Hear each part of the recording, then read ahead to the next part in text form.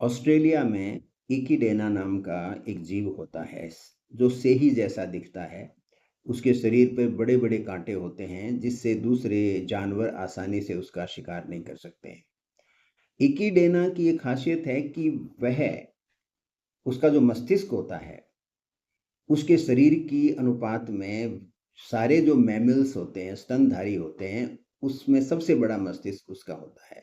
और उस मस्तिष्क के जो प्रीफ्रंटल लोब है, जो डिसीजन मेकिंग में काम आता है, उसका वो करीब 50% हिस्सा वो डिसीजन मेकिंग के अंदर और याददाश्त के रूप में काम में लेता है। याद रहे, मनुष्य 30% से भी कम हिस्सा जो है वो काम में लेता है। तो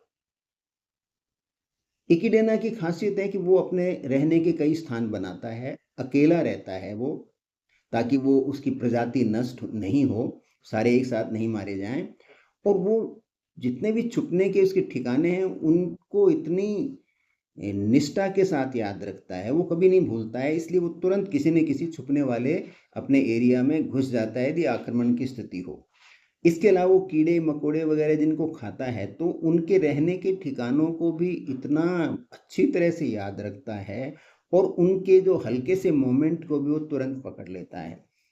अब यहाँ पर जो फिलोसोफर लोग हैं, वो ये मानते हैं कि चूँकि मस्तिष्क का प्रीफ्रंटल लोब तो इंसान का भी बड़ा है, तो इंसान यदि अपने अंदर माइंडफुलनेस को विकसित करे, अपने अंदर मनोयोग को यदि वो बढ़ाता है, अपनी कंसंट्रेशन को डेवलप करता है, तो क्या वो इकिडेना की तरह से उसकी याददाश्त, उसकी निर्णय लेने की क्षमता, उसको स्वयं को बचा के रखने की क्षमता जो आज है, उससे क्या कहीं बढ़ा नहीं सकता?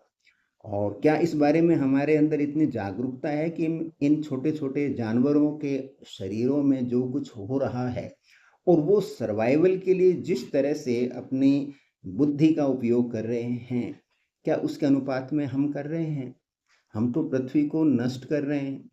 हम तो हमारे रहने के जो ठिकाने हैं, उनको हर समय वहाँ पर स्थितियाँ ऐसी हम देखते हैं कि क्रिएट कर रहे हैं कि हमारे लिए मतलब आराम से रहना आने वाले समय में संभव नहीं होने वाला है। सो इक्की देना से समझिए और अपने मस्तिष्क को मनोयोग, माइंडफुलनेस के साथ जोड़ने का प्रयास कीजिए।